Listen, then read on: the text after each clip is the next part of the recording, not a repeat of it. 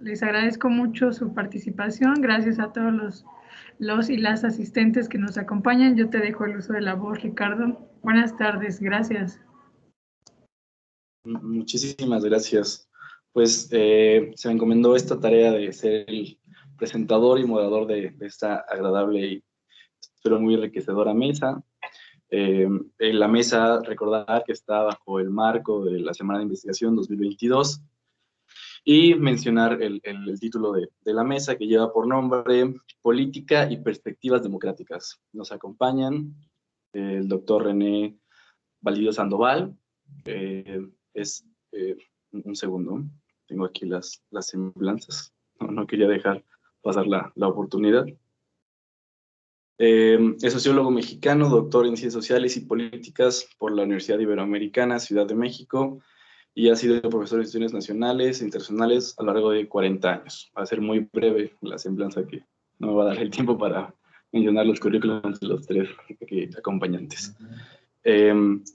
También nos acompaña nuestro coordinador, bueno, personalmente, de la licenciatura de Ciencias Políticas, el maestro Roberto Alonso Ignacio. Es licenciado y maestro por la Universidad Iberoamericana y también tiene una maestría, me equivoco, en Deusto, en el País Vasco, y es también el titular del Observatorio de Democracia y Participación Ciudadana. Participación Social y Participación Ciudadana. También nos acompaña el doctor Gabriel Mendoza Zárate, que es licenciado en Filosofía y Ciencias Sociales por la ITESO, licenciado en Ciencias Teológicas por la Universidad Iberoamericana, obtuvo maestría y doctorado en Sociología en la Escuela de Altos Estudios de Ciencias Sociales, la EHESS, en París, y sus líneas de trabajo principalmente son trabajadores precarios, movimientos sociales, autonomía y democracias emergentes en pueblos indígenas. Muchas gracias a los tres por acompañarnos el día de hoy. Vamos a explicar un poco la dinámica de la temática de la mesa. Esta se divide en dos momentos. En el primero se exponen las investigaciones y después de que se exponen las investigaciones va a haber un momento de aproximadamente 30 a 45 minutos para que se puedan abrir micrófonos, para que se establezcan dudas, preguntas, comentarios de cada asistente. Cada presentación de proyecto durará 15 minutos. Les pido seamos cabales con el tiempo. Y la sesión, como ya había comentado Sofía, si ahora entran, será grabada para fines de difusión y divulgación por parte de la Dirección de Investigación y Posgrado. Le solicito al público mantener cámaras y micrófonos apagados durante las presentaciones, no interrumpir y las intervenciones, sino reservar las dudas hasta el final cuando se abra el momento para que así se presenten, y todas las dudas y comentarios se puedan escribir en el chat de la reunión y serán leídos para todo el público. Entonces también extenderles ese espacio, ¿no? Bueno, yo daría inicio al primer panelista, que sería el orden que los presenté, el doctor René Valdivieso, con el tema La alternancia política en los municipios de México. Tiene el uso de la palabra, doctor. Muchas gracias. Muchas gracias. Buenas tardes a todos. Qué bueno que tenemos oportunidad de llevar a cabo nuevamente la semana de investigación de la Ibero. Y qué bueno que tengo oportunidad de participar y compartir esta mesa con Roberto y con Gabriel, con colegas muy cercanos de trabajo, muy cercano ahí en nuestro departamento. Voy a compartir una presentación, si me lo permiten, para apoyarme en ella. ¿Me dicen si ya la ven bien? Ya se visualiza correctamente.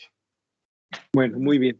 Entonces, el título del proyecto que he venido desarrollando, el año pasado y que continúa este año, se llama La alternancia política en los municipios de México 2021.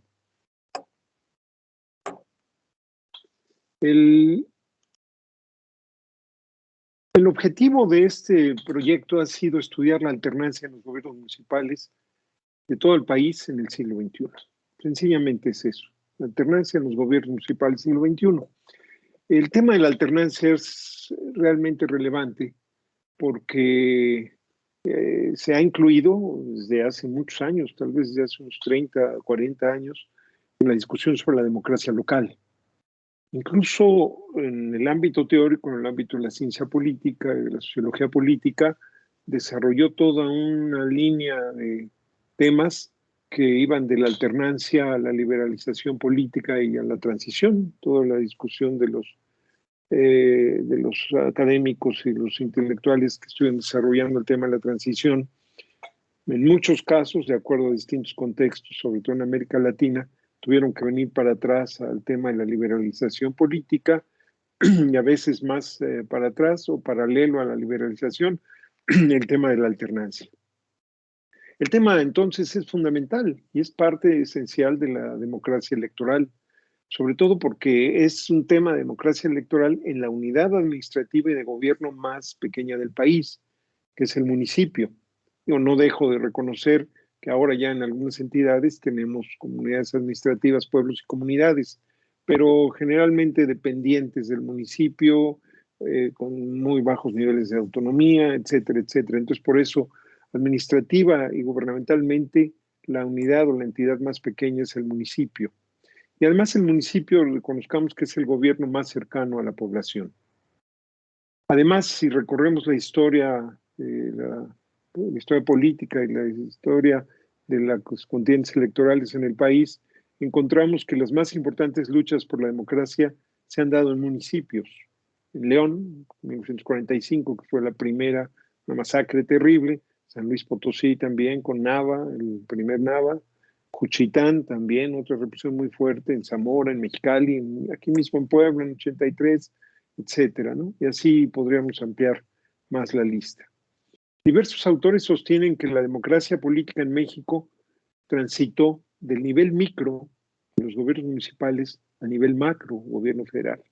Entonces, si se fijan bajo estos esquemas, es realmente relevante en el estudio sobre la democracia política, sobre la democracia electoral, sobre el proceso de democratización, el estudio micro, sobre todo para ubicarlo en este contexto de la transición hacia el nivel macro.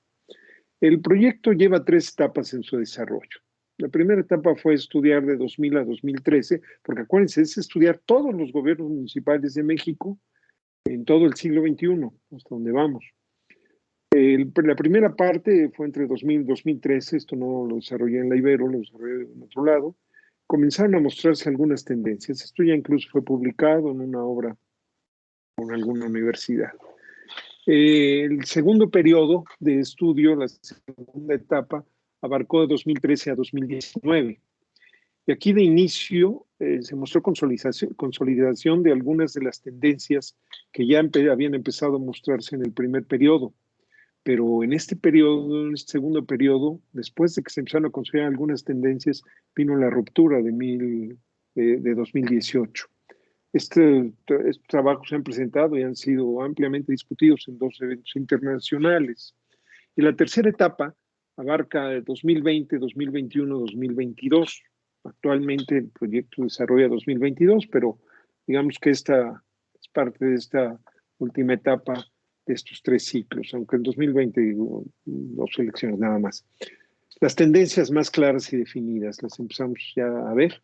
Se desarrolla este año para concluir y publicarlo. Este es el propósito para este año del proyecto. ¿Cuántos municipios se han estudiado? Por supuesto, con variantes entre cada elección, 2.047 municipios. Ahí está el total de municipios estudiados por cada entidad.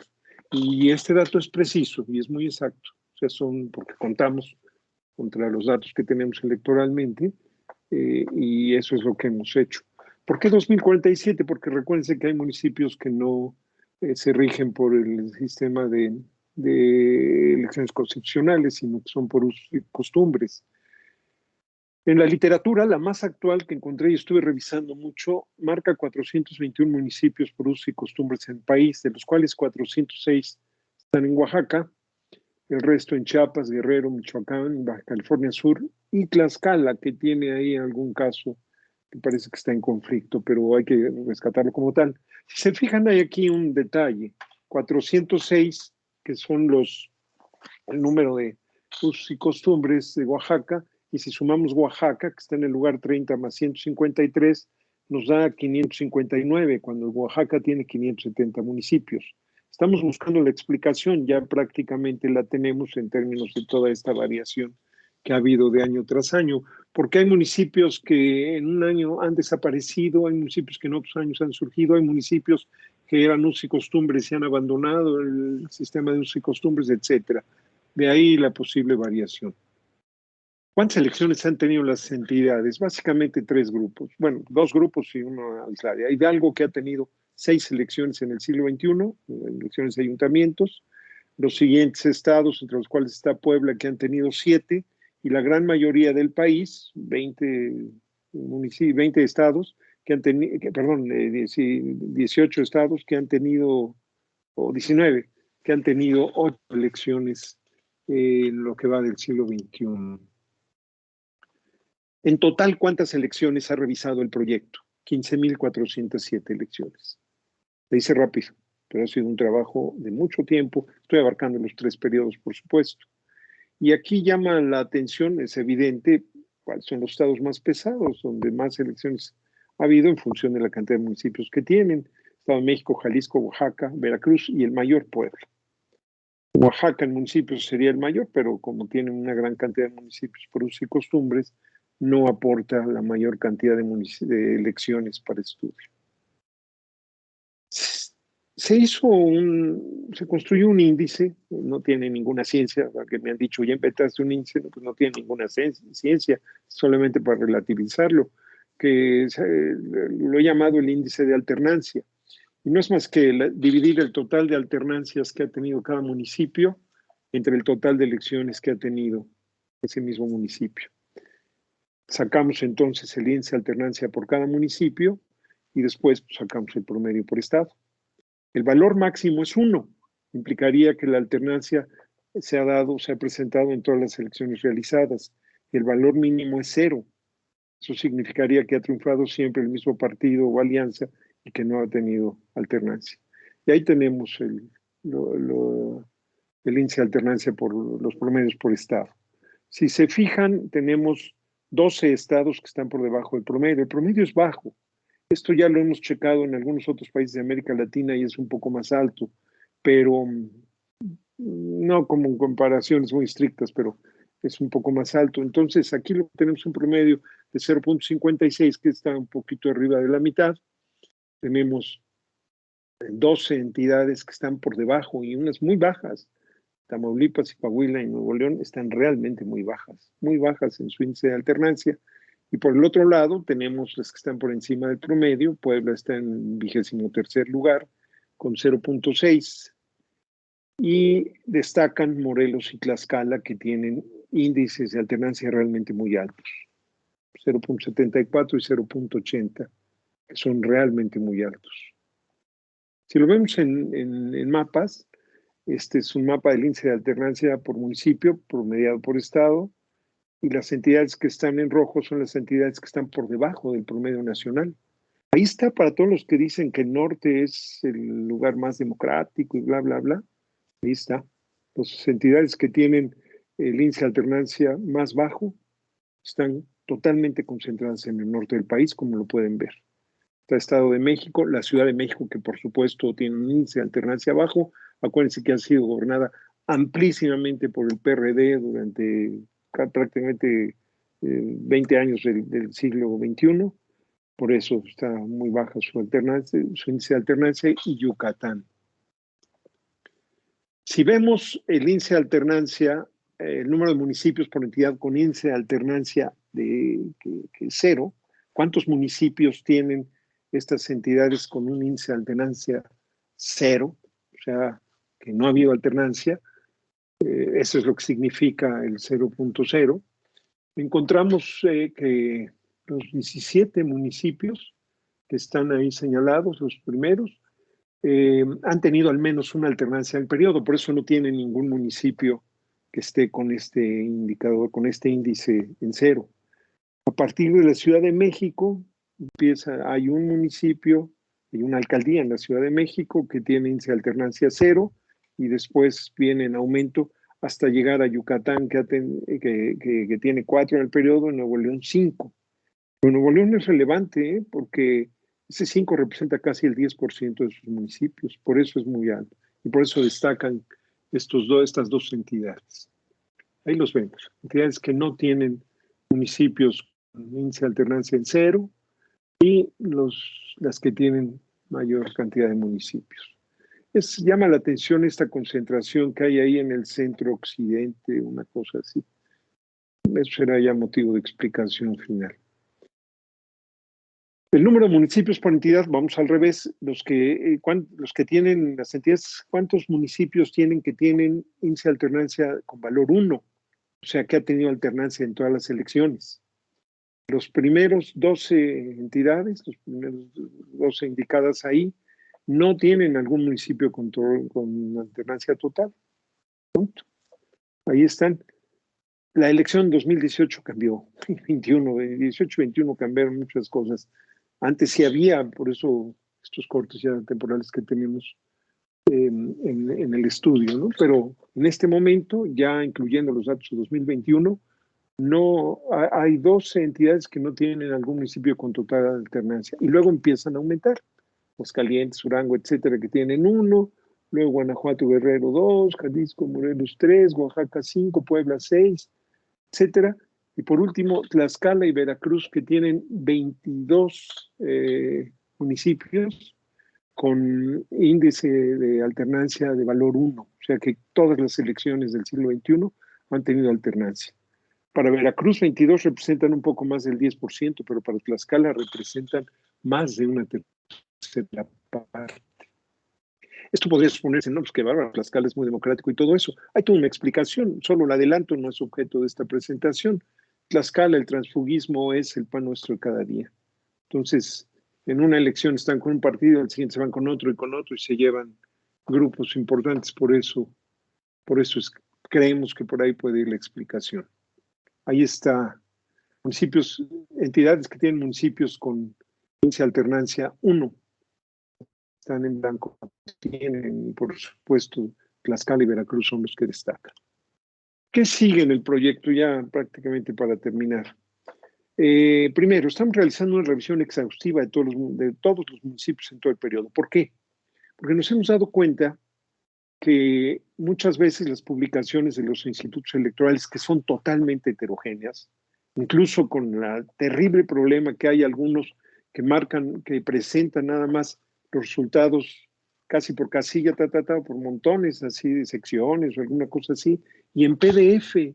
Entonces uno no los puede trabajar, es terrible, hay que pedirlos, hay que hacer trámites, etcétera. Es terrible. En cambio hay otros institutos electorales que tienen muy excelente presentación, que incluso tienen ya muchos cálculos hechos, etcétera, etcétera. Luego se ven cuando son grillos los que dirigen los institutos o cuando tienen trayectoria académica, ¿no?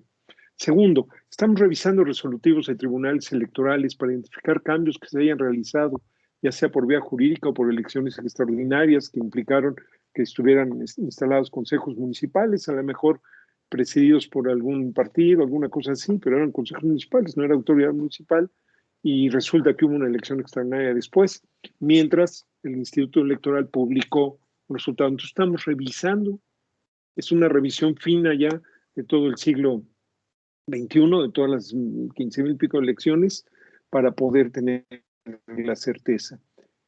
Y tenemos que limpiarlo así, tenerlo pulcro el asunto, porque pensamos publicar un libro.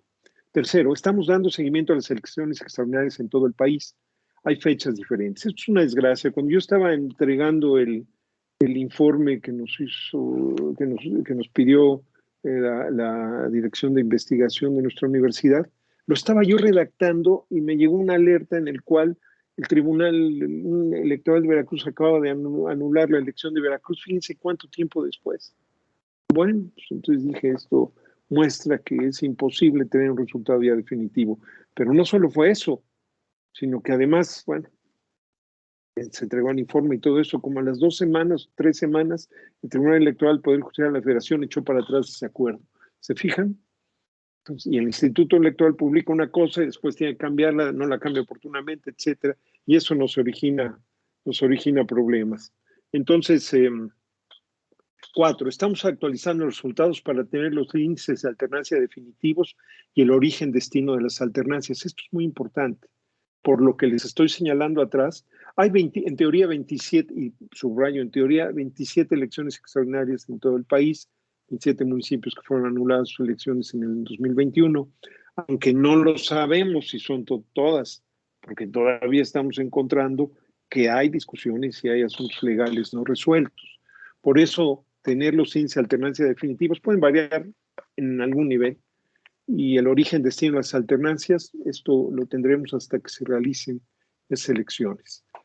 5, se pretende tener un libro al finalizar el proyecto, y destaco el apoyo de los becarios Montserrat y Manuel de Ciencias Políticas y Administración Pública y Derecho.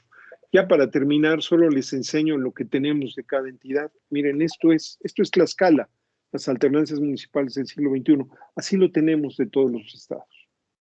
Aquí viene la última elección del siglo XX, porque si no la tenemos no podemos comparar si en 2001 ya hay alternancia o no, o en la primera elección del siglo XXI si hay alternancia o no. Y así tenemos todas las elecciones, tenemos coloreado en algunos casos, en otros casos es casi imposible por la cantidad de partidos que hay.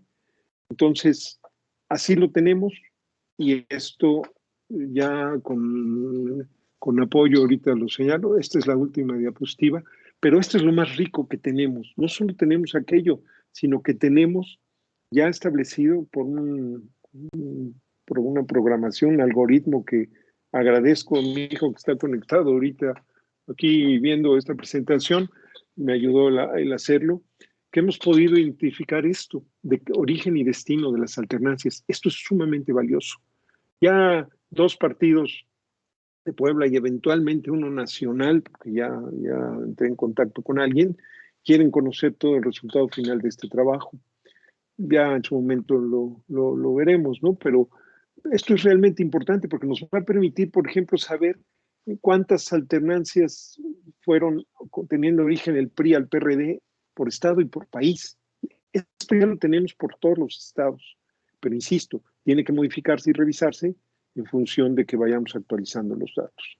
Esto realmente me parece que es una riqueza, y no conozco, ustedes saben que coordino grupos nacionales de investigación, no conozco a alguien que esté generando esta información. Esto es todo, les agradezco mucho su atención y estoy a sus órdenes. Gracias.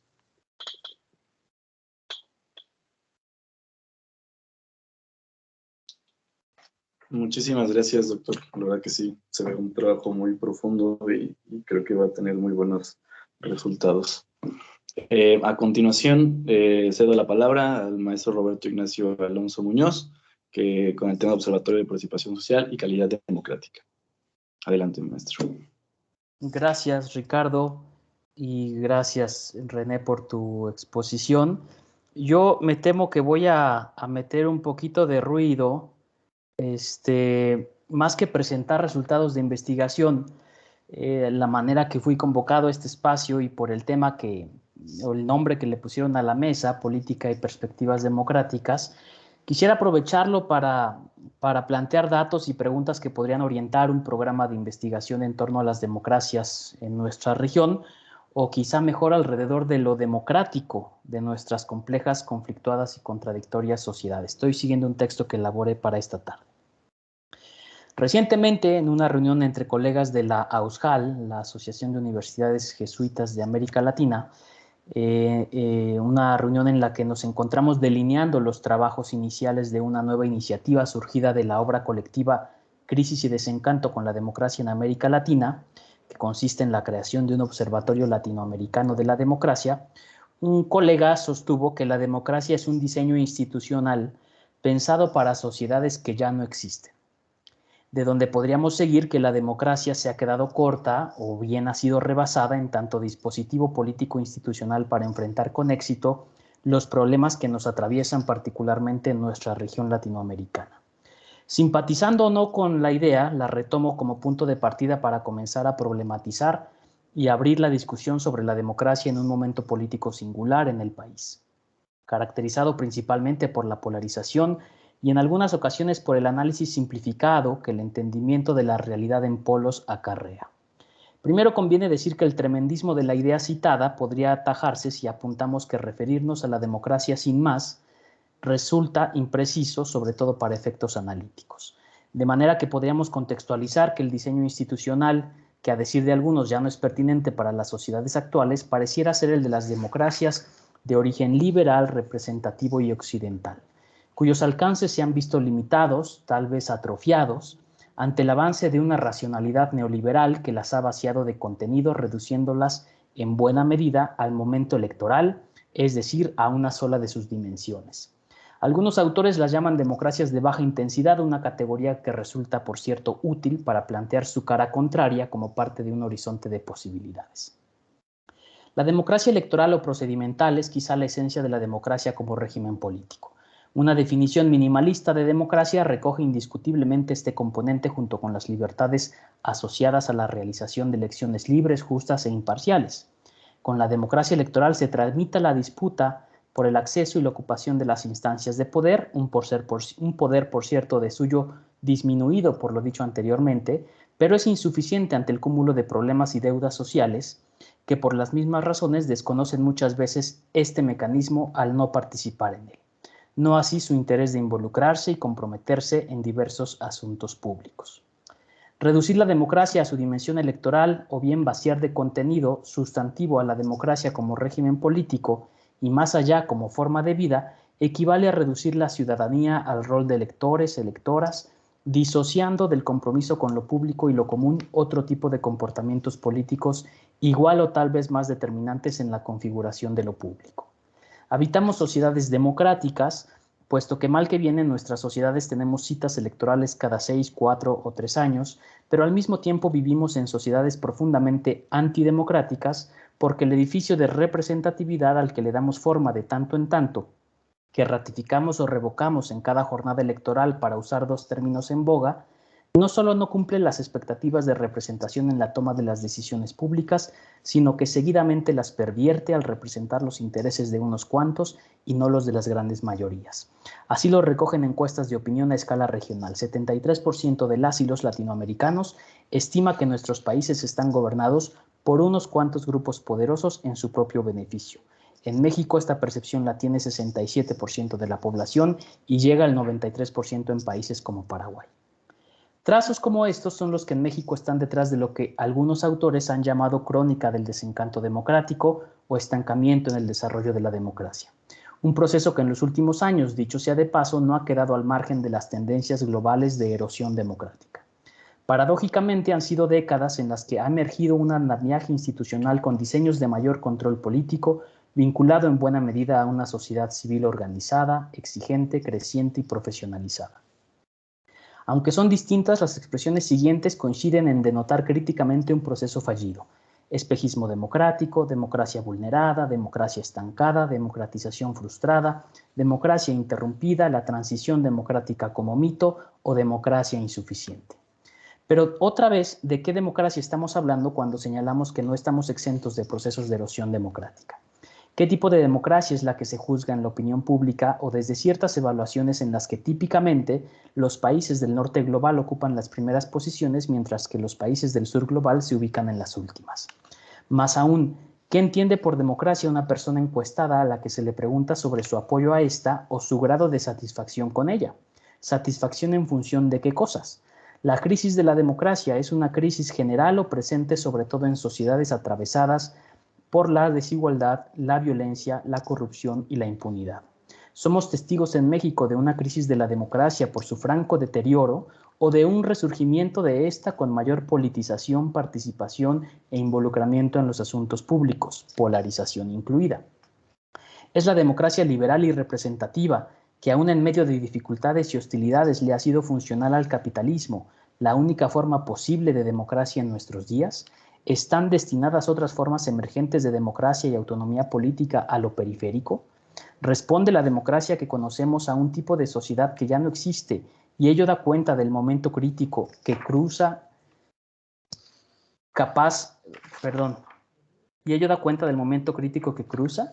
¿Es capaz la democracia de resistir y adaptarse ante amenazas externas e internas?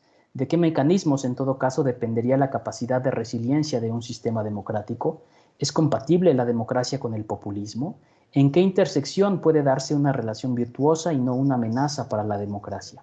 ¿Cómo proteger lo construido en los procesos de democratización en tiempos de personalismo político, posverdad, agudización del conflicto y concentración del poder?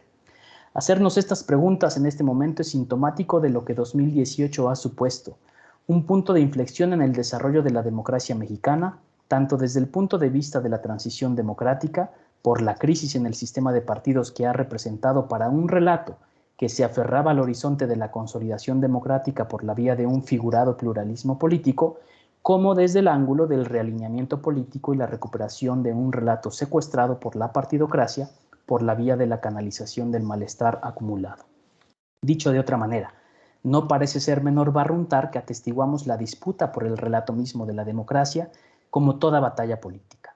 Un relato que oscila entre una transición fallida y un intento también fallido hasta ahora de conducir las expectativas de transformación política en clave de mayor igualdad y justicia social. Sin buscar responder estas preguntas de momento, intento detonar el diálogo con lo que ellas nos sugieren de la mano de algunos datos. Empiezo con 2 registros de opinión pública a los que solemos recurrir para indagar en torno a la cultura política democrática en los países de la región. Paso después a revisar algunas mediciones que con buen impacto en ciertos círculos de opinión terminan configurando parámetros para evaluar a los gobiernos en turno en términos democráticos. Y finalmente doy cuenta somera de un estudio más reciente que nos invita a pensar, asimilar, impulsar y construir la democracia de manera multidimensional. Vamos a ver si me da tiempo, pero lo voy a intentar. A ver, Latinobarómetro y Barómetro de las Américas. Perdón, regreso aquí. Bueno, no introduzco el estudio del Latinobarómetro, lo podemos encontrar la explicación en cualquier página web que busquemos al respecto. Pero bueno, se trata de un estudio que mide actitudes, valores y comportamientos en torno a la democracia, la economía y la sociedad. Si bien desde 1995 cada año explora diversos ámbitos, son indicadores clásicos de este estudio el apoyo a la democracia y la satisfacción con la democracia. El apoyo a la democracia en México ha venido a la baja, particularmente desde el punto más alto de respaldo registrado en 2002. Esta caída coincide con lo que en la literatura se ha denominado crónica del desencanto democrático a partir de la primera alternancia en el país.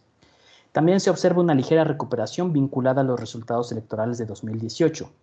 Respecto a las otras actitudes registradas en el reactivo graficado, aunque faltan datos, podemos ver que el apoyo a un gobierno autoritario, si bien se duplicó en los últimos años, no ha alcanzado los máximos históricos de principios del siglo. Aún así, esta alza pareciera reflejar la polarización que se ha agudizado en el país en los últimos años. La indiferencia, en cambio, parece mantenerse alrededor del 30%, alcanzando su nivel más alto apenas en 2018 y registrando una caída repentina vinculada al crecimiento del respaldo a un gobierno autoritario. En la región, el apoyo a la democracia, hay que decirlo, es de 49%, el segundo más bajo registrado desde 1995, mientras que el apoyo a un gobierno autoritario en la región es bajo, 13%, y la indiferencia presenta un ascenso ligero pero sostenido, llegando a 27% en la última medición. En la gráfica vemos únicamente lo relativo a México. En resumen, el apoyo a la democracia en México sigue por debajo del promedio latinoamericano, con vaivenes entre el apoyo a un gobierno autoritario de tipo creciente y la indiferencia con el tipo de régimen. La satisfacción con la democracia, por otra parte, se ha mantenido también ordinariamente por debajo del promedio latinoamericano. De las 3 excepciones que se registran en el 97, en el 2000 y en el 2006, la mayor diferencia se encuentra en 2020. En Latinoamérica, 25% de la población se encuentra satisfecha con la democracia, mientras que en México ascienden a 33% quienes manifiestan satisfacción con la democracia. El último dato refleja también una mejoría importante respecto a la caída sostenida del indicador en la última década. El Barómetro de las Américas 2018-2019 es el proyecto de investigación de encuestas más conocido del Latin American Public Opinion Project, la POP, acogido por la Universidad de Vanderbilt. Mide igualmente actitudes, evaluaciones, experiencias y comportamientos en las Américas utilizando muestras probabilísticas nacionales de adultos en edad de votar. También aborda indicadores como el apoyo a la democracia y asuntos relacionados. Esta medición sobre el respaldo a la democracia pregunta distinto. La pregunta que hacen no es en referencia a un gobierno autoritario, sino, se las leo, Cambiando de nuevo el tema, puede que la democracia tenga problemas, pero es mejor que cualquier otra forma de gobierno. ¿Hasta qué punto está de acuerdo o en desacuerdo con esa frase? Por ello, los resultados varían, pero registra una tendencia parecida de caída en el apoyo a la democracia y de recuperación en los últimos años. El apoyo, como decíamos, se ha mantenido en niveles aceptables desde 2004. No obstante, el descenso había sido paulatino y registrado una caída de poco más de 20 puntos entre 2004 y 2017 y de más de 12 puntos tan solo entre 2014 y 2017, que regresó a los niveles de apoyo en correspondencia con el nuevo gobierno federal.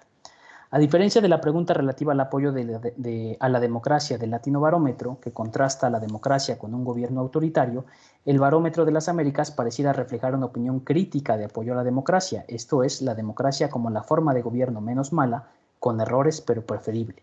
Es otro indicador de este estudio el que es motivo de preocupación, y lo vemos allí abajo. Tolerancia a un golpe ejecutivo en México 2010-2021. La ronda penúltima del Barómetro de las Américas registró un importante crecimiento de apoyo a los golpes ejecutivos, alcanzando el nivel más alto en la serie desde 2010. En la última ronda, esta tolerancia volvió a presentar un incremento, colocándose ligeramente por encima del promedio latinoamericano, que es de 30%, pero lejano todavía al apoyo que se recoge en otros países como El Salvador, donde asciende al 51%. Un golpe ejecutivo se entiende como un escenario en el que en momentos muy difíciles se justificaría que el presidente cerrara el Parlamento y gobernara sin él, en pleno desconocimiento del principio de separación de poderes.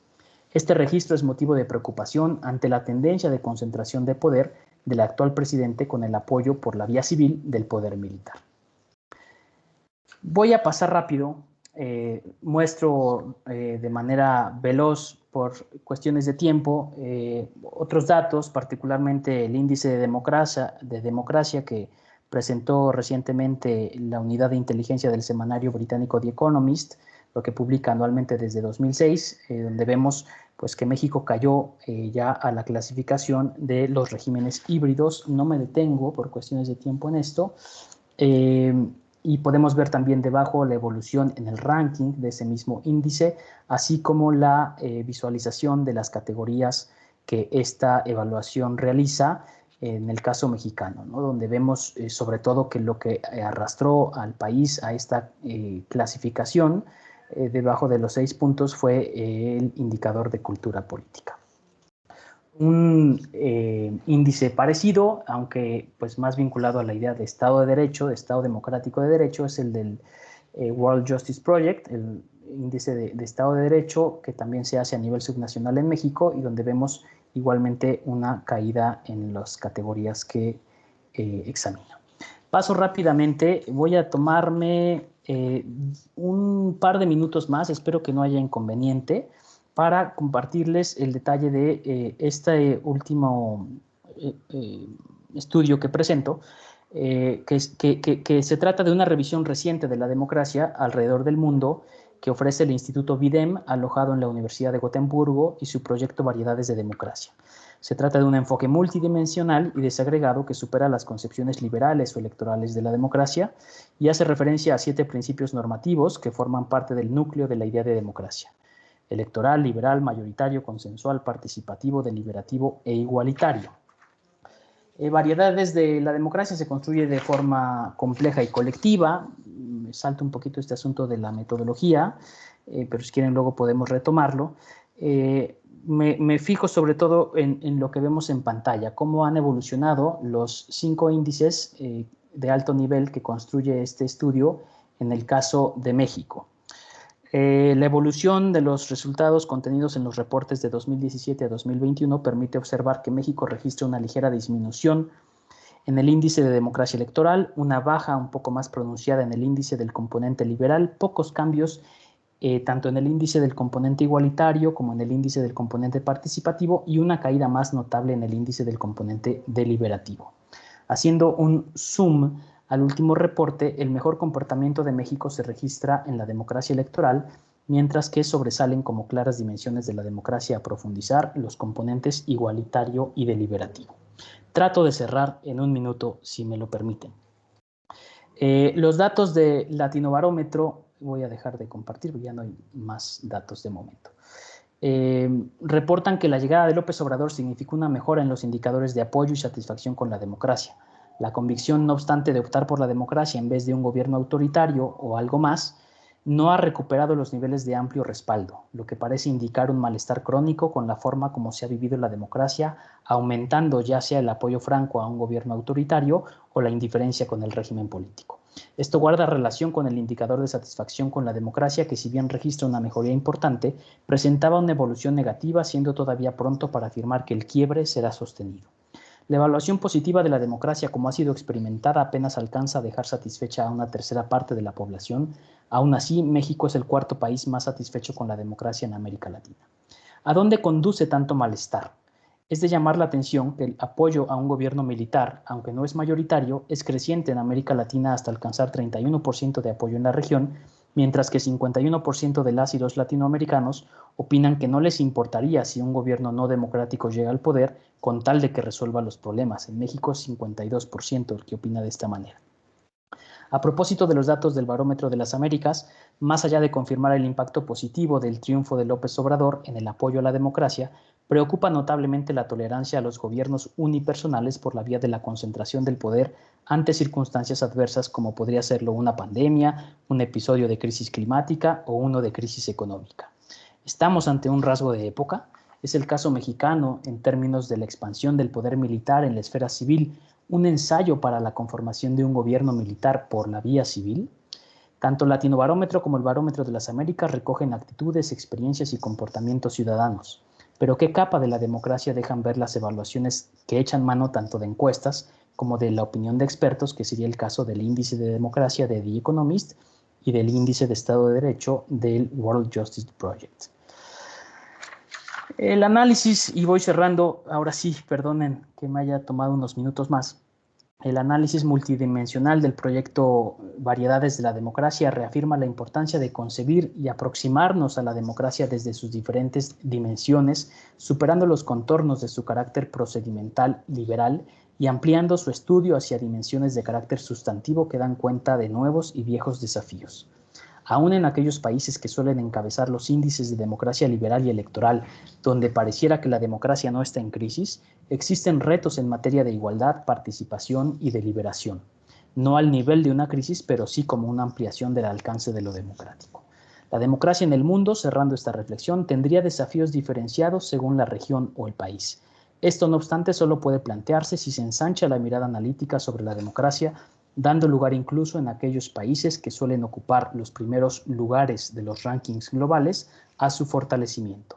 Desde este mirador, la democracia en México enfrentaría retos mayúsculos, los pendientes todavía presentes en sus dimensiones electoral y liberal, como umbral mínimo, y la agenda abierta en términos de igualdad, participación y deliberación. Pensar la democracia como utopía, como horizonte de posibilidades, según la convocatoria de esta semana de la investigación, tendría que pasar por recuperar su dimensión sustantiva, la cual apuntaría tanto a la defensa como al avance de las democracias de alta intensidad que ensamblen de manera virtuosa tanto mecanismos institucionales como no institucionales de participación en los asuntos públicos y cuidado de lo común. Disculpen por el tiempo y por la velocidad, es lo que preparé para esta tarde y espero que pueda ser materia de diálogo y de discusión con ustedes. Gracias por la atención. Ahí cuando iba yo para la Ibero. Sí, pero sí me siento muy adolorida. Y ya me... Ya, listo. Muchísimas gracias, doctor. Yo creo que la presentación que plantea a partir de la Constitución Democrática en términos amplios va a plantear muchas preguntas y me permito hacer una pequeña publicidad que va muy hilado a lo que ya comentó en el cuaderno de trabajo Codos debajo de la lupa, que se presentó el martes pasado. Me parece que también es muy enriquecedor el planteamiento entre ambas presentaciones. Muchas gracias. A continuación, le doy el uso de la palabra al doctor Gabriel Mendoza Zárate, que nos va a hablar, entiendo, en la colaboración del libro Sistemas Normativos y Prácticas Autonómicas del Pueblo Tzeltal de Chilón y Citala. Adelante, doctor, tiene el uso de la palabra. Muchas gracias. Doctor, está silenciado su micrófono.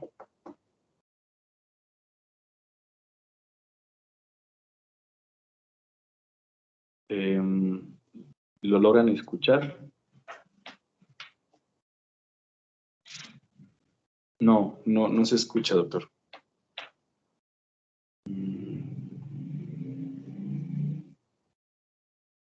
No.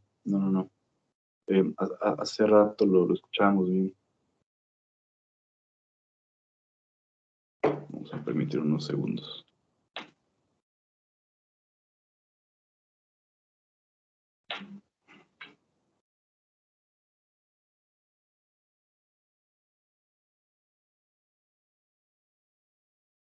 ¿Ahí se escucha?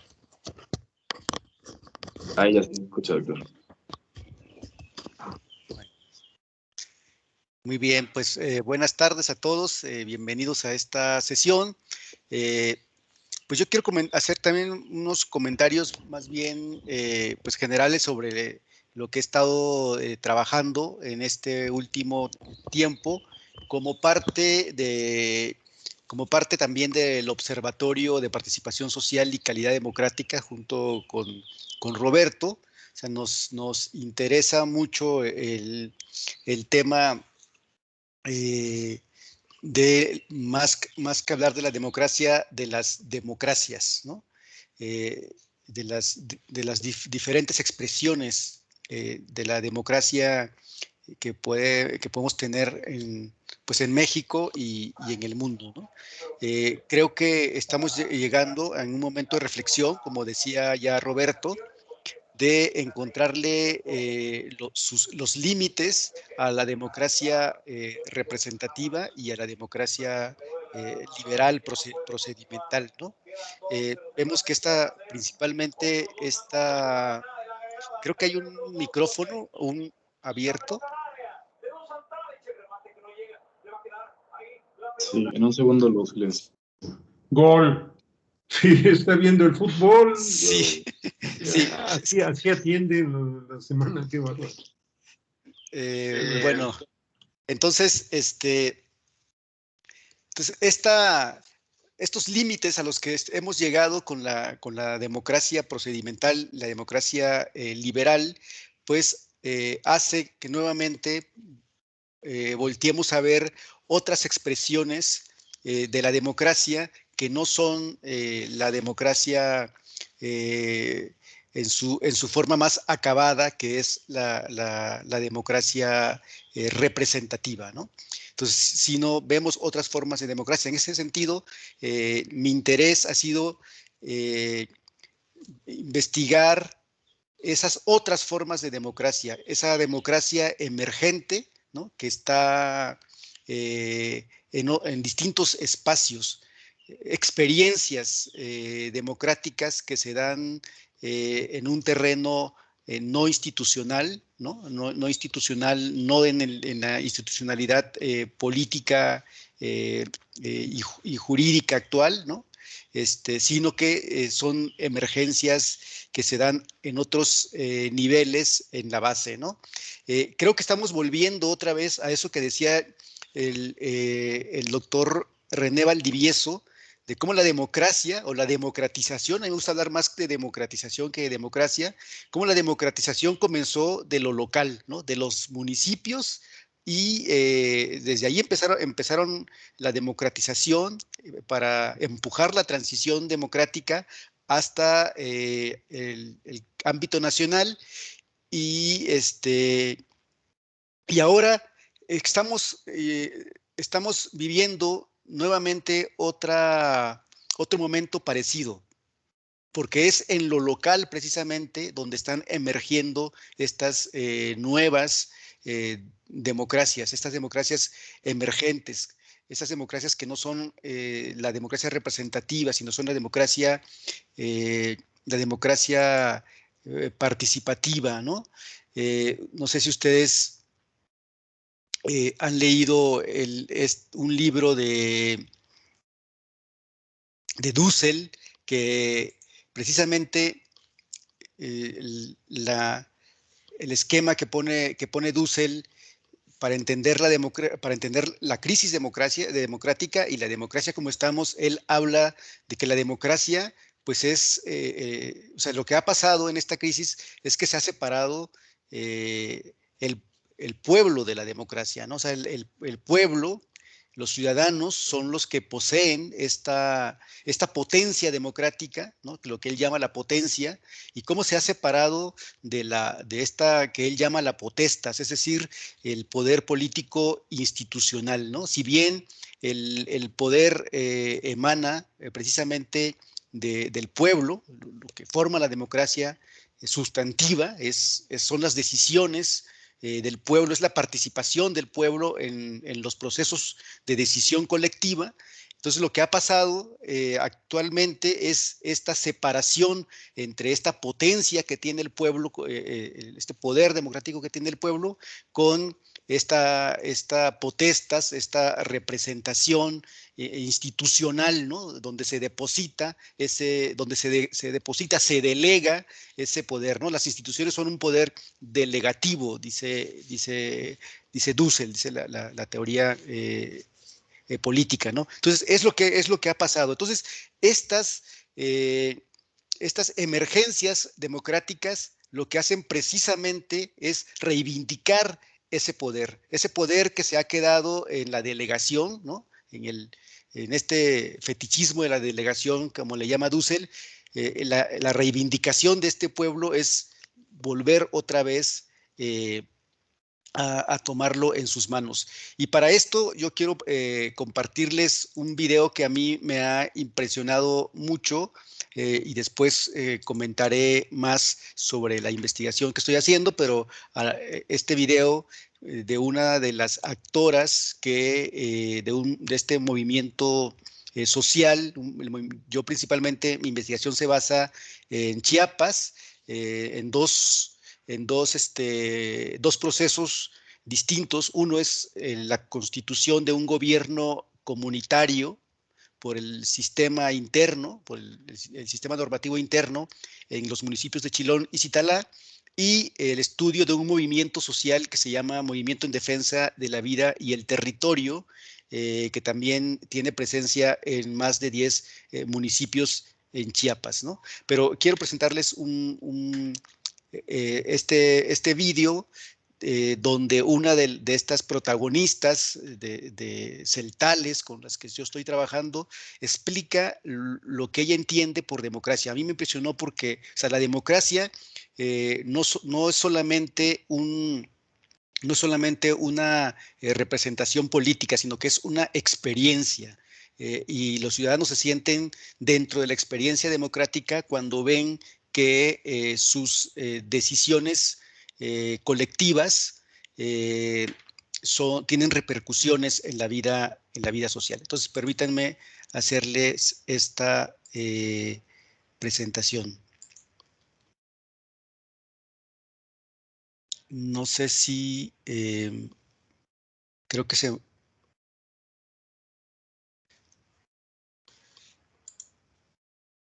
me olvidó activar el audio.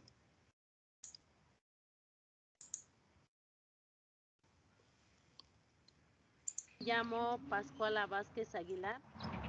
Soy vocera del Consejo de Gobierno Comunitario de Chilón. Es que en la trayectoria se ha venido observando cómo iba a ser iba a conformar lo que es los cargos en el gobierno comunitario. La propuesta fue de la base, o sea, de la gente, ¿no? Donde dijeron que tenían que participar las mujeres para impulsar la participación de las mujeres. También para ver que también las mujeres tienen las mismas capacidades que los hombres. O quizás pues hay cosas que el hombre no puede hacer que la mujer puede hacer. O que, por ejemplo, la voz de una mujer a veces es muy difícil escuchado por un hombre.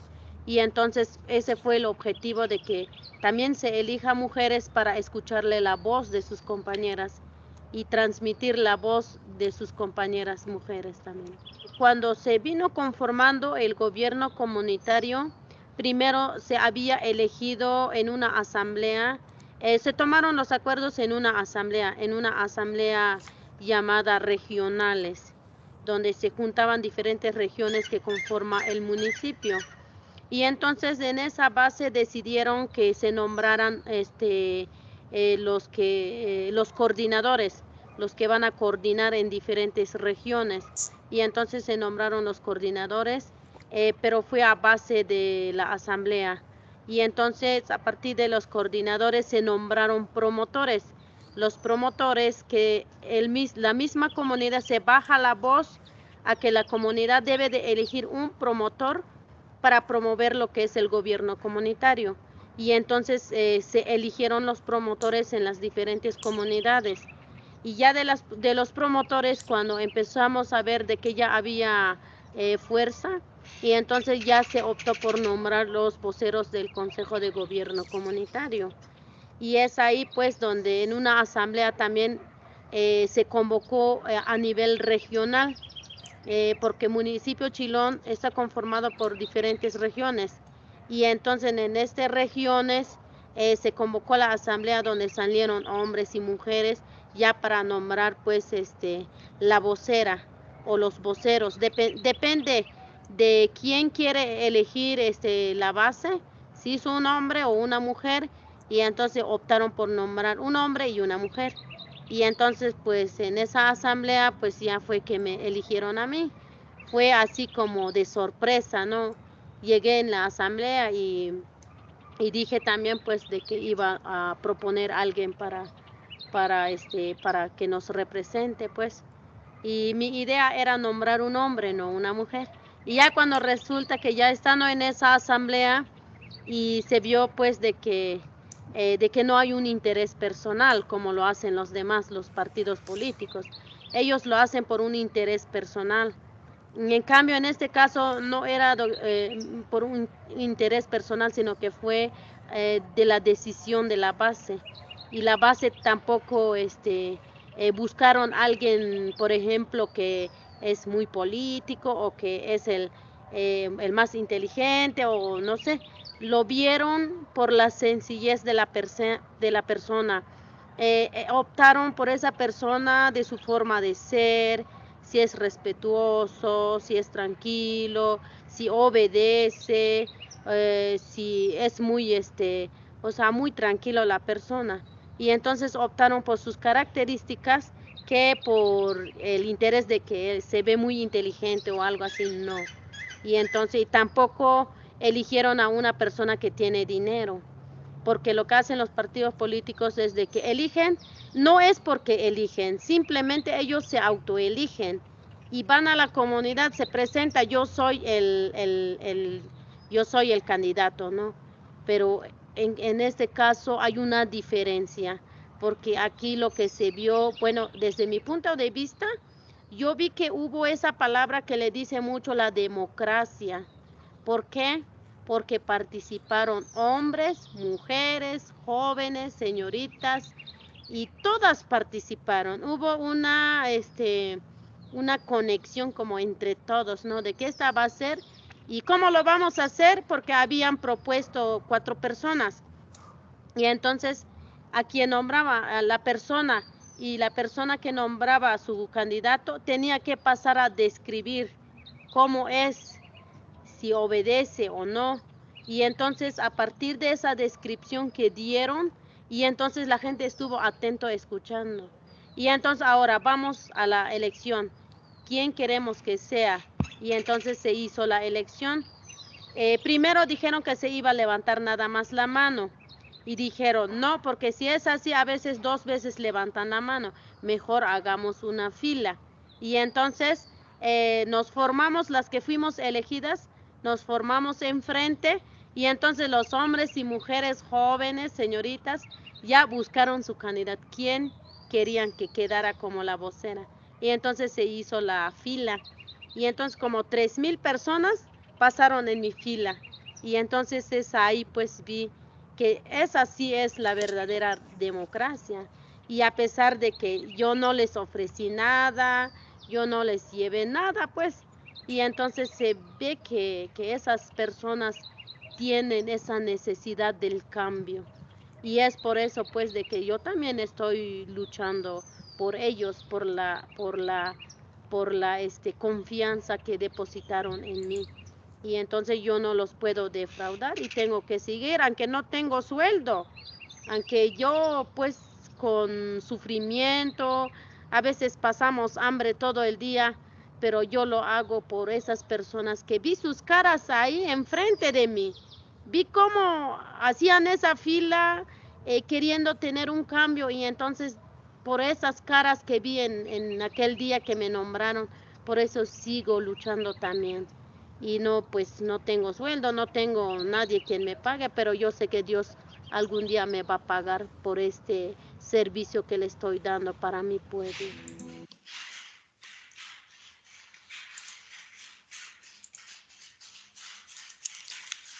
Bueno, creo que a mí este video me impresiona muchísimo porque hay toda una teoría de la democracia en este discurso de Pascuala, ¿no? De qué es la democracia como experiencia política, como experiencia de participación, como experiencia de unidad entre el representante y el representado, ¿no?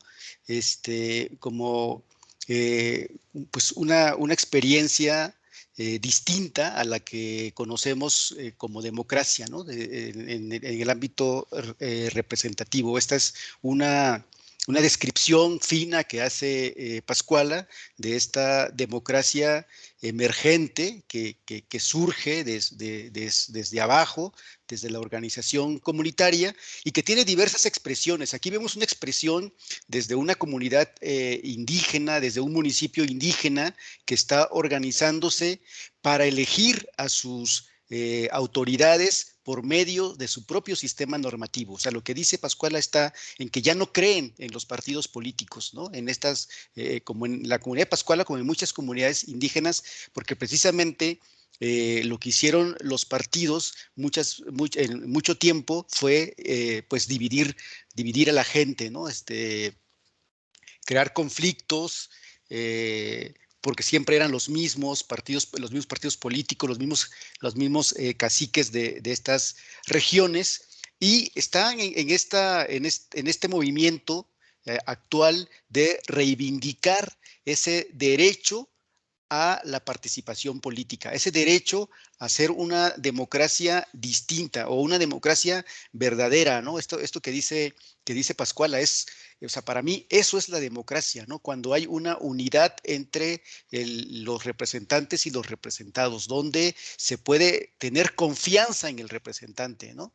Y eso es lo que ha pasado en nuestra democracia actual, esta falta de confianza en los representados.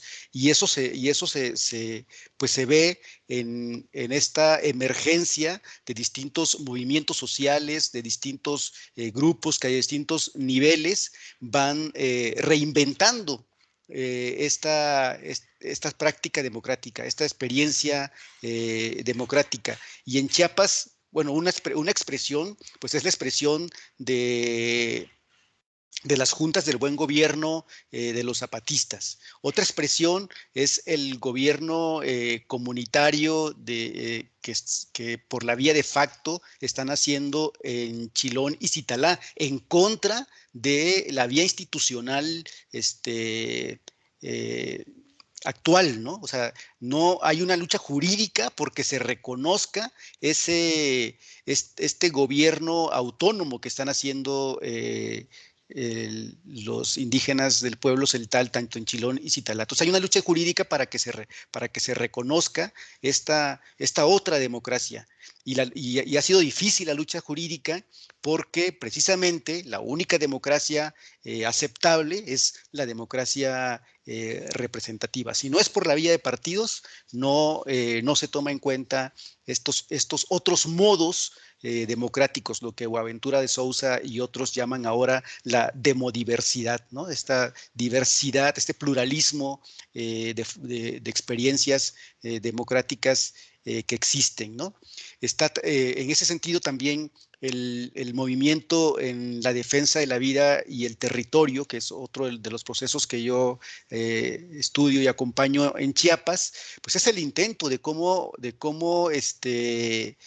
también apuntalar una participación social para decidir en el destino de los recursos naturales de su región. Este movimiento surgió a partir de la amenaza de una autopista que conecte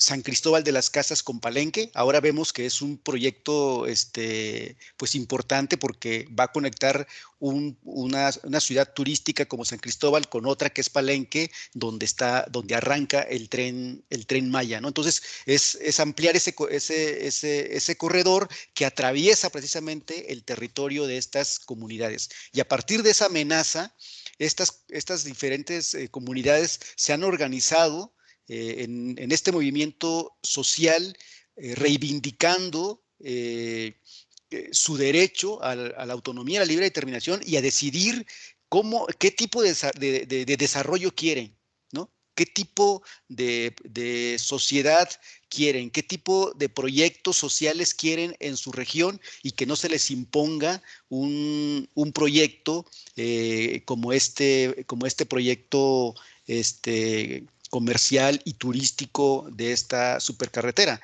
Y claro, son acusados de ignorantes, son acusados de estar en contra del progreso, son acusados incluso de estar pues en contra de su propio desarrollo, ¿no? Pero pues cuando uno se mete ahí, cuando uno ve territorialmente el lugar donde están estas comunidades, lo que impactaría ambientalmente una supercarretera de este tipo, que no solamente impacta el territorio, el medio ambiente, o sea, impacta la vida de las comunidades, impacta la cultura de las comunidades, es decir, impacta sus propios modos de existencia de estas comunidades, y reivindicar ese modo de existencia, esos modos propios de esos sistemas normativos propios que tienen que ver no solo con lo electoral, sino tienen que ver con las formas de organización económica, las formas de organización religiosa, las formas de organización política, ¿no? O sea, todo esto entra dentro de un sistema normativo propio, es decir, dentro del derecho propio que tienen estas comunidades celtales, ¿no? Que ahí, pues, en ese sentido, esta investigación que les estoy comentando, pues es una investigación que es un diálogo entre distintas disciplinas. Por un lado, la antropología jurídica, ¿no? El pluralismo jurídico, para comprender que hay un derecho indígena que tiene el mismo estatus jurídico que el derecho estatal o el derecho positivo, ¿no? Con la sociología de los movimientos sociales, porque tenemos que comprender cuáles son los resortes que movilizan a estas comunidades indígenas para que, a pesar de esta marginación en la que han vivido por más de 500 años, sigan con esta insistencia y persistencia luchando por sus derechos. Entonces, en ese sentido, respecto a la sociología jurídica, se toma en cuenta la noción esta de pluralismo jurídico para sustentar el reconocimiento de los sistemas normativos indígenas de los celtales de Chilón y Citalá en este caso. Y ahorita un nuevo caso que tenemos es el caso de La Candelaria, otro municipio que empezó también su proceso de autonomía como pues derechos fundamentales de los pueblos indígenas, ¿no? Entonces, a partir de la descripción y del análisis de diferentes instancias de decisión, de jurisdicción y de normatividad jurídica, en esta investigación exploramos una categoría que yo he denominado prácticas jurídicas comunitarias, es decir, unas prácticas, porque, o sea, no podemos entender el sistema normativo de los indígenas, de los pueblos indígenas, como una pieza de museo, sino que son prácticas jurídicas están en constante evolución, en constante dinamismo y en constante interacción con el sistema jurídico estatal, ¿no? Entonces, estas prácticas jurídicas, los estatales usan su derecho propio, su sistema normativo, usan el derecho estatal para apuntalar sus propias reivindicaciones, para su reivindicación principal, que es ejercer su autonomía y su libre autodeterminación colectiva, ¿no? En ese sentido, respecto a la sociología de movimientos sociales, adoptamos en esta investigación una perspectiva praxeológica, ¿no? Que busca dar cuenta de los argumentos y de las prácticas de los mismos actores de esta situación. En ese sentido, por eso les presenté yo este vídeo, porque no es solamente la interpretación que podamos hacer de fuera, sino es cómo rescatamos el mismo sentido, la misma argumentación, la misma práctica de los actores, donde ellos mismos configuran una arena de discusión pública en torno a la democracia, en torno a la autonomía y en torno a la libre determinación, ¿no? En ese sentido, en oposición a la democracia representativa, pues exploramos otras categorías como las que ya apuntaba Roberto, ¿no? Una democracia de alta intensidad, una democracia dialógica, etcétera. Hace falta inventar nuevos conceptos para caracterizar, para describir estas otras realidades, ¿no? Democráticas y comunitarias de deliberación, ¿no? Mediante las cuales los pueblos indígenas toman acuerdos y llegan a consensos, ¿no? Pues por aquí dejaría esta primera parte.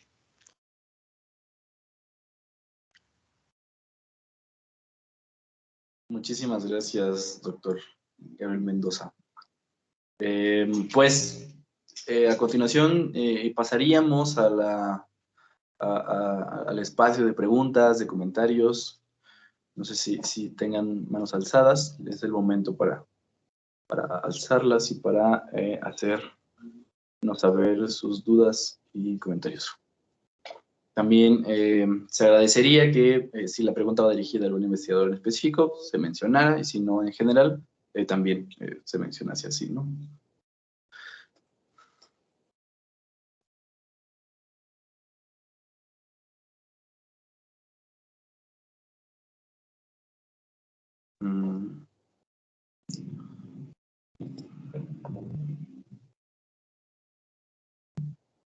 Yo no logro apreciar ninguna pregunta, no sé si se logra apreciar. Una mano alzada. Por favor, Oscar. Sí, gracias. Bueno, primero, muchísimas gracias por estas tres presentaciones. Me parece que abonan a tres dimensiones distintas y que habrá que ir pensando cómo se van articulando, pues, ¿no?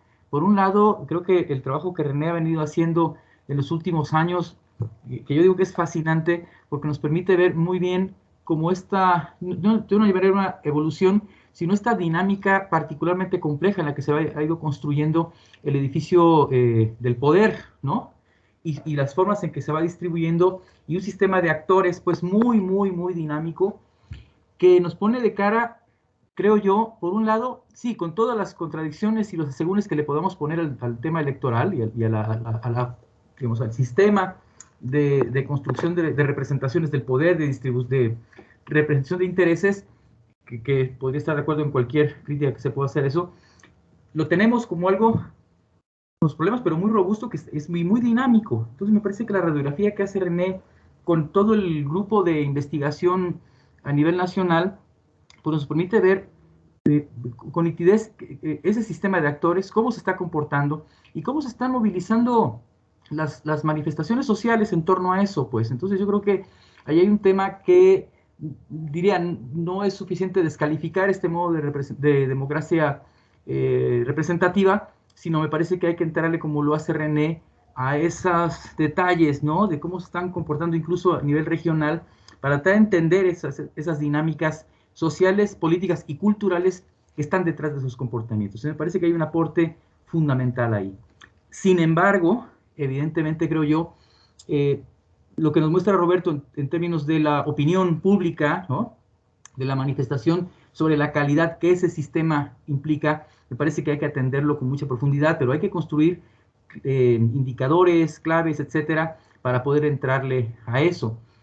Una buena pregunta que yo haría es qué tan representativos son estos estudios que hace como Latinobarómetro y otros para poder dar cuenta justamente de esos elementos que están ahí expresados, pues, ¿no? Para poder hacer un discernimiento como mucho más profundo de lo que supone este desencanto, ¿no? Cuando vemos que más o menos se ha mantenido la participación social, digamos, de los actores sociales en los espacios políticos.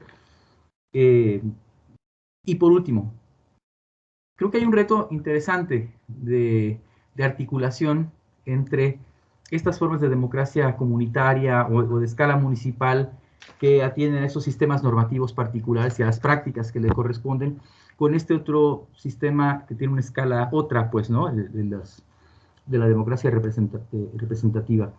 Creo que la propuesta de reforma que ha presentado el INPI recientemente es un esfuerzo, con sus asegúnes, pero de avanzar, entre otras cosas, a esa articulación de escalas distintas y de modos, de epistemologías diferentes de entender la democracia. Y quisiera preguntar particularmente a Gabriel, pero seguramente a los demás, su opinión sobre esto. Nada más. Y enhorabuena. Muchísimas gracias. ¿Quisieran contestar o esperamos a ver si hay otra pregunta para juntarlas y darle salida? Si quieren esperamos, no, la verdad que no tampoco mucho. Bueno, sí, si me lo permiten, también yo quisiera plantear algunas de las preguntas que también me generan a mí las presentaciones. Por ejemplo, en este sentido, y también haciendo un ejercicio de tratar de hilar las tres presentaciones, que no haría mucho, no necesitaría mucho esfuerzo porque llevan mucho trasfondo. En esto que plantea el doctor René Valdivieso en el tema de la alternancia, yo entiendo también dos factores. Uno ya lo adelantó el doctor René Valdivieso, este transfugismo político que hay a partir de los partidos políticos. Digamos, en el caso más claro también fue 2018, con Morena y como muchos perfiles políticos se pasaron al partido. Y entonces, en el papel parece que hay una alternancia, pero realmente hay una alternancia si son los mismos cargos o personajes regionales o estatales que están ahora corriendo por un nuevo partido, ¿no? Y el segundo que quiero englobar en este análisis es cómo a veces la alternancia parece, y lo digo personalmente, ¿no? Yo también estoy trabajando mi tema de tesis en términos de alternancia, pero reconozco que también a veces se plantea la alternancia como un ideal democrático, como si alternancia fuera casi igual a democracia. Y estudiando un poco en una mesa de análisis del Colegio de México, se decía que, o se planteaba un nuevo parámetro que decía que también era un indicador, un síntoma de la crisis estructural que tiene el sistema político mexicano, ¿no? Como, la verdad no quisiera ser eurocentrista, pero en Francia cuando un candidato, un partido político ejerce el gobierno, tiene más posibilidades de ganar en la próxima elección, y en México es al revés, ¿no? Entiendo que hay un desgaste natural, pero sí es cierto que a veces el partido que entra en una renovación para contender un cargo público, parecería que está detrás, ¿no? O sea, me parece que sí es un indicador de cómo hay una mala opinión en general de la democracia institucional, de los cargos públicos, de los personajes que ocupan esos cargos públicos y cómo en realidad solo van rotando y no comparten esta idea que nos presentaba en el video del doctor Gabriel de representación política, verdadero interés en servir en tu cargo, ¿no? Entonces, eso también yo quisiera plantear a los tres panelistas. Y en vista de que no hay manos alzadas y no hay preguntas, creo que ya hay una. Ricardo, solamente compartirles que hay un mensaje en el chat del doctor Miguel Calderón que nos comenta: creo que hay que hacer un ejercicio de diferenciación entre las reflexiones teóricas y filosóficas y la investigación para poder ubicarnos en terrenos comunes de diálogo. Te regreso el uso de la voz. Muchísimas gracias, Cindy. Pues eso. Entonces, no sé quién de los investigadores quisiera comenzar.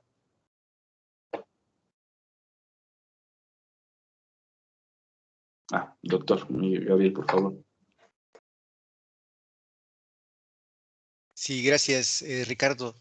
Sí, respecto a la pregunta que hacía Oscar, efectivamente, yo sí creo que no es que, o sea, no es que querramos, al menos en mi postura,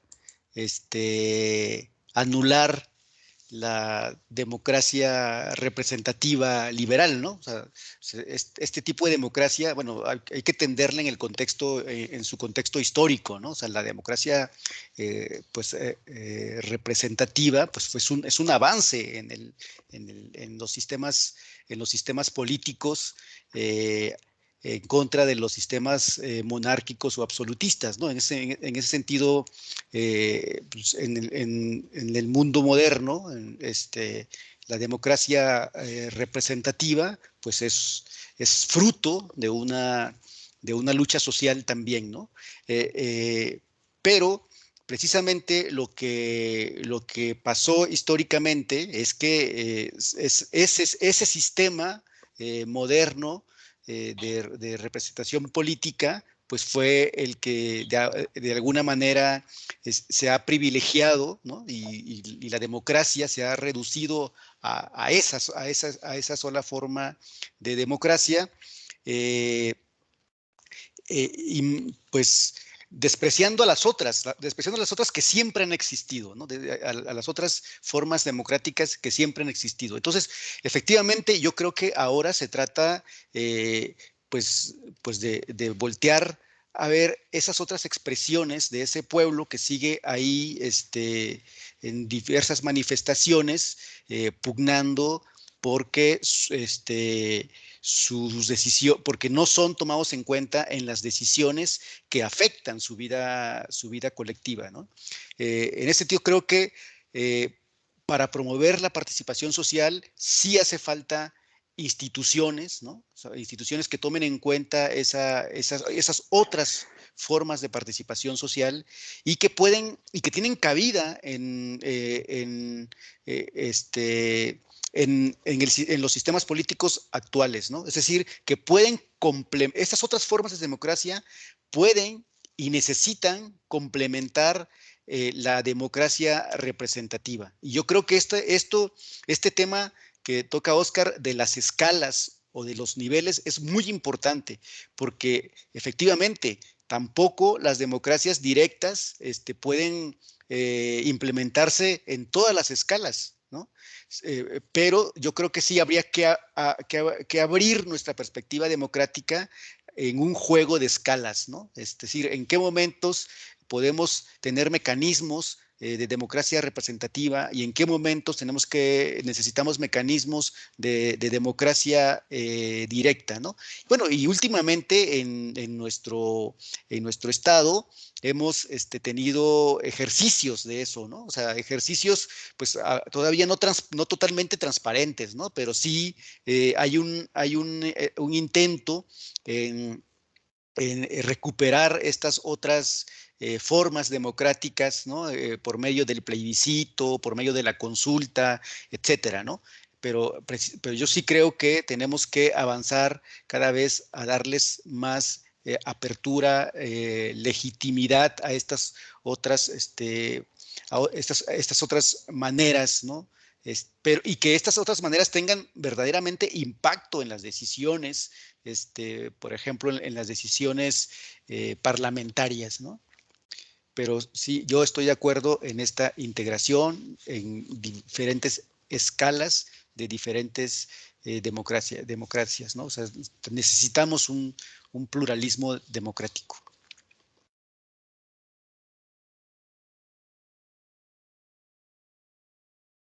Muchas gracias, doctor Gabriel. Le doy la palabra al maestro Roberto Ignacio. Gracias, Ricardo.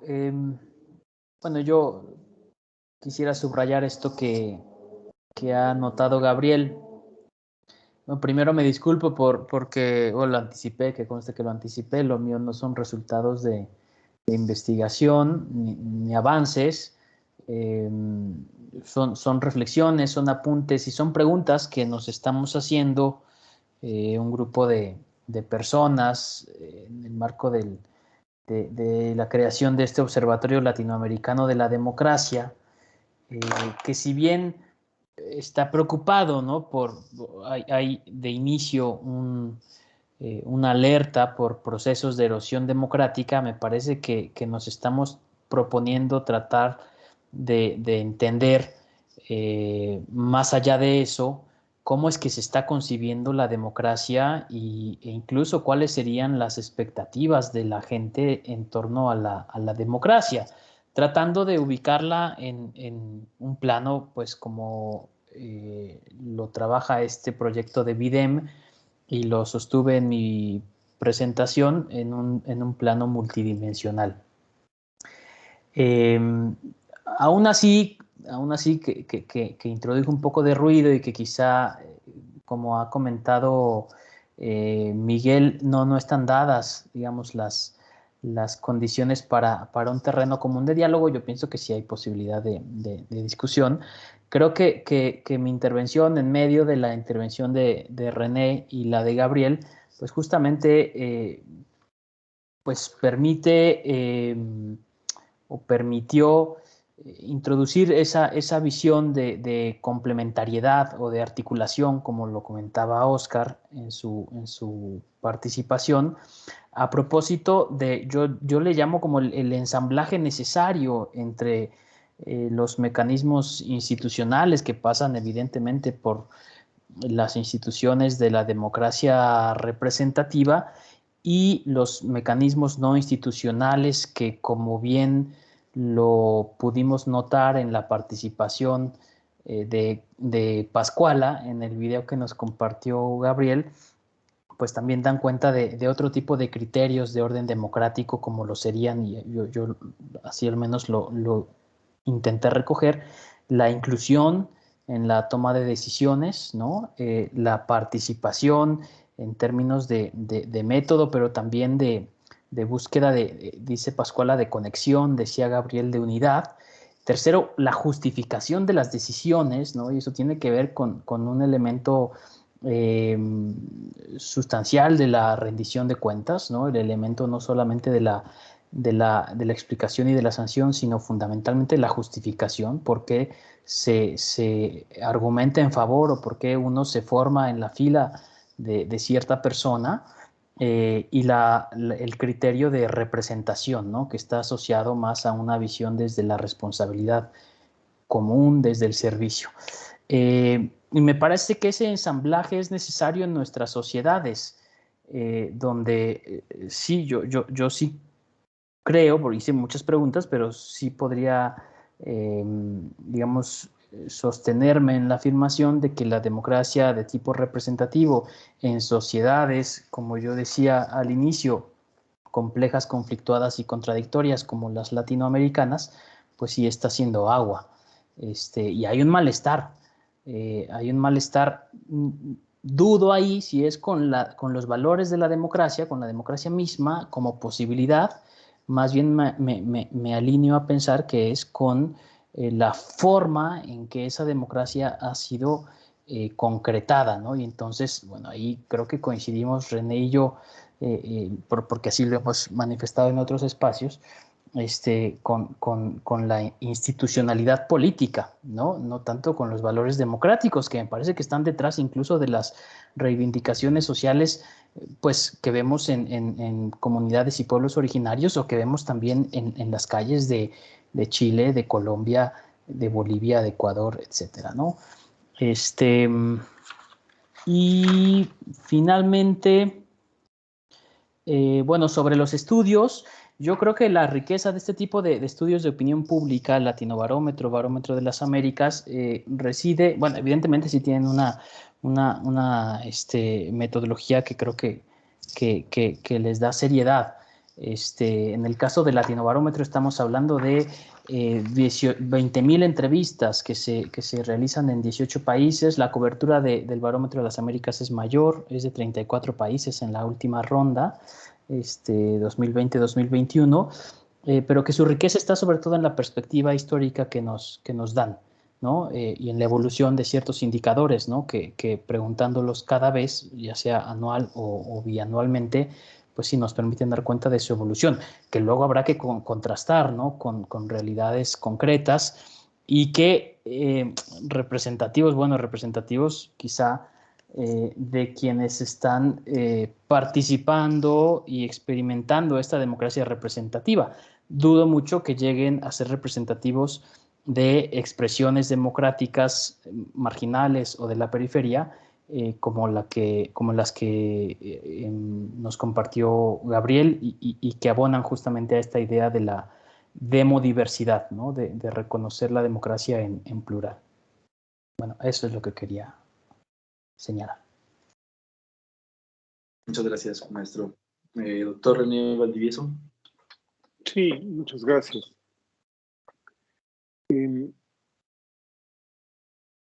Hay muchos filones de la democracia, o sea, hay desde el discurso y el rollo, claro, o sea, en la calle podemos encontrar muchas plumas, bla, bla, bla, y hay quienes han tratado de investigar y meterse de lleno específicamente a temas específicos de la democracia. Y también hay muy buenas plumas que están en eso, trabajos académicos importantes, etcétera, que han tratado de sostener y fundamentar afirmaciones, ideas y todo. Ese es el caso del proyecto que citó Roberto. Finalmente hicimos un ejercicio fuerte de generar evidencia comparable entre países. Hay muchas cosas en las que no estuvimos de acuerdo ahí, pero hay muchas cosas en las que permitieron, sobre todo por una dirección desde Venezuela de Ángel, que fue metodológicamente muy rigurosa y que nos permitió llegar a una serie de cosas. Pero ¿por qué señalo todo esto? Porque una cosa importante es detallar que no podemos hablar de democracia, tenemos que hablar de las democracias. Alguno de ustedes lo dijo con mucha certeza. Las democracias. Y una sola de ellas es la democracia electoral. Pero hay muchos otros tipos muy fuertes. Ahorita estamos viendo en México un boom de la democracia sindical. Esto que pasó en el Bajío, una trascendencia internacional enorme. Y desde ahí yo creo que se van a soltar muchas más. Y esto realmente es importante. Realmente muy, muy importante. Era inimaginable que en una transnacional de ese tipo se pudiera hacer una votación así. Entonces, es un tema de democracia sindical, democracia social incluso, democracia económica, etcétera. Entonces, ahí hay muchos terrenos. Lo que yo trabajo es democracia electoral. Y es muy chistoso porque finalmente lo único que me interesa hacer es generar evidencia empírica para poder hablar de cosas y para poder identificar temas de investigación. Este tema del transfugismo que yo señalé, solo porque conozco más el caso de Tlaxcala, recién escribí un artículo sobre eso, se presenta en muchas partes del país y muy fuerte. Y no hacia Morena, nada más. El PAN está lleno de tránsfugas también. El PRI, bueno, el PRI ya está muy vacío, ¿no? Pero como quiera, han estado viviendo. Esto es terrible. Yo recuerdo mucho, lo he comentado en algún caso, algún municipio en la Sierra Norte de Puebla que nos reportaba por una primera alternancia, estoy hablando de la primera parte del proyecto, alternancia hacia el Partido Verde. Entonces llegamos allá por Joni y estos municipios muy en la Sierra Norte de Puebla. Llegamos ahí, todo un grupo que andábamos recorriendo los municipios. Oiga, las oficinas del Partido Verde no hay. ¿Cómo que no hay, no? Y bueno, las autoridades o algo que estuvieron ahí, no viven aquí. Entonces, bueno, y entonces el partido ganó y todo eso. ¿Conocen a alguien que haya sido militante del Partido Verde o algo? Tampoco. Fíjense lo que son las cosas. Y gobernó un trienio y acababa de salir. Pues, bueno, y entonces, ¿quién hay del Partido Verde? Nadie. Pues de ahí nos fuimos con el de la farmacia, porque los de la farmacia los cuales conocen a todo. No, pues no hay. No hay. No hay nadie. Oiga, pero el presidente municipal fue del Partido Verde. Sí, pero terminamos con el padre del lugar, el sacerdote. Nos dijo básicamente lo mismo. Fuimos a la escuela con la directora, que conoce a todos. O sea, ese era nuestro esquema, entrevistar a estas personas. Y lo mismo. ¿Qué fue lo que pasó? Una decisión de un partido. Ya muy cerca de la elección todavía había posibilidad de registrarse por otro partido, se cambia y se lleva a su gente y gana. Eso se puede hacer en elecciones locales. O sea, no me refiero a que legalmente se puede hacer, sino que las condiciones permiten hacer ese tipo de cosas y generar resultados. Son padrones, listados generales muy chicos. Entonces, con que te lleves un buen grupo de gente de tu barrio o algo así, tienes ya muchas posibilidades de ganar. Eso sucedió aquí en Puebla. Y empezamos a detectar en muchas partes del país, Pero ojo, y aquí viene un asunto que tiene que ver con los órdenes de gobierno y con los niveles dentro del mismo gobierno municipal. O sea, hay municipios muy chicos en el país, en donde el presidente municipal vive aquí junto o vive allá en la calle que sigue. Y que si yo tengo una queja contra el presidente municipal, voy a su casa. O sea que tiene que, para ir a la oficina, tiene que pasar por aquí, etcétera. Municipios muy chicos. Acá, no, aquí sabemos dónde yo lado Rivera porque hay 3 guaruras. Yo vivo aquí muy cerca donde vive. Hay 2 carros así, todos esos casualmente están ahí, ¿verdad? Entonces, es muy diferente. Que incluso, si tú quieres ver una autoridad municipal, tienes una distancia enorme de tiempo y de mecanismos y citas y todo eso. Entonces, este es un punto. Ese ideal democrático por la alternancia queda muy entre comillas. Habrá casos en donde realmente sea toda una expresión muy claro de que un grupo de gente se molestó por el agua, por un impuesto, por alguna cosa así, por una tranza que hizo el tipo, etcétera, y pela, la siguiente elección buscan más. Los candidatos independientes no funcionaron, o sea, en 2018 y 2021 los índices de participación de candidatos independientes han sido bajísimos, menos del 1% son los que llegan, o sea, no han dado una respuesta. Entonces, estas formas más autogestionarias como la que nos presentó Gabriel tienen sentido, muy importantes, pero eso creo que muy difícil se pueda dar en localidades con una cantidad mayor de habitantes. Entonces, la democracia electoral, llamarla así, o la alternancia como expresión de ese ideal democrático, es muy variable. Y de los 15,000 y pico elecciones que vamos estudiadas, seguramente un número muy importante sí fue expresión de eso, y seguramente un número también importante fue expresión de tránsfugas. ¿Sí? O sea, pero insisto, eso será para unas partes siguientes y a quien le interese. Nosotros vamos a generar la base empírica y analítica fundamental, inicial, para que de ahí se puedan caminar hacia estos estudios, ¿no? Por eso también puse al principio toda esta discusión sobre alternancia, liberalización política y transición. Los transitólogos yo creo que fracasaron en México cuando estaban con todas estas discusiones allá alrededor del año 2000, entre el 97 y 2000, de que ya llegamos a la democracia y todo eso. ¿Qué fue Fox? Uno de los peores fiascos que ha tenido este país, ¿no? Entonces, ese es el punto. Entonces, transición a la democracia y después viene el 2003, lo de todo su intento de de meter a su esposa y de desbancar al López Obrador, que estaba de jefe de gobierno en la Ciudad de México. Ese tipo de cosas mostraron la enorme debilidad del procedimiento electoral a ese nivel. Entonces, o incluso asociar todo este tema de la alternancia con otros factores ligados al desarrollo. Ya lo vieron, qué estados son los que tienen los menores índices de alternancia. Los del norte. Ahí está Nuevo León, ¿sí? Ahí está Coahuila, está Chihuahua, ¿no? Por ejemplo, de la democracia, ¿cuál? Estamos viendo con datos, no con imaginaciones, con datos. Entonces, este es el punto. La alternancia en muchos casos es realmente una expresión de auténtica democracia en el lugar. Cuando pueden las poblaciones tomar control del proceso electoral, y me refiero, no es que controlen, amarren y organicen a las autoridades, no, que tienen el control, que tienen realmente los candidatos, que son expresión de grupos de ellos, etcétera. Eso, ahí la elección se vuelve una fiesta. Y conocemos muchos municipios de esos. Pero hay lugares en donde es exactamente lo contrario.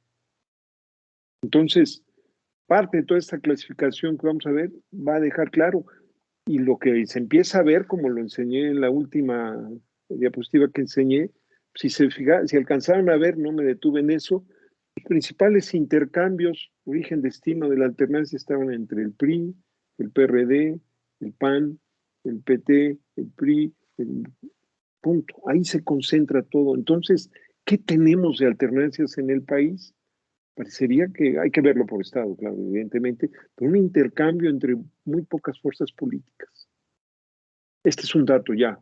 En términos de ciencia política, este es un dato. Hay un intercambio entre pocas fuerzas políticas. Bueno, entonces, ¿qué pasa? ¿Qué pasa? ¿Por qué la gente sale a votar? ¿Por qué sale a votar? Alguien dice, no, es que ya lo vimos, elecciones intermedias. Elecciones intermedias en toda la historia de México han sido siempre con tasas de participación más bajas. De pronto algo empezó a suceder, que la gente vota, y por eso yo señalé con mucha insistencia en el proyecto, es muy distinto el interés de la gente de votar, y ahorita los grupos más férreamente opositores se están organizando ahorita para las elecciones 22 y para las del 24 también, porque tienen en perspectiva el proceso electoral. ¿Qué es lo que, desde mi punto de vista, lo sostuve así todo el tiempo, sobre lo que hay desencanto y todo sobre los gobiernos que generan esos procesos? Desencanto es sobre los gobiernos, no sobre la democracia, y la democracia específicamente electoral. Y ahí es donde cabe y se encuentra específicamente este tema de la alternancia. Gracias. Muchísimas gracias, doctor Valdivieso.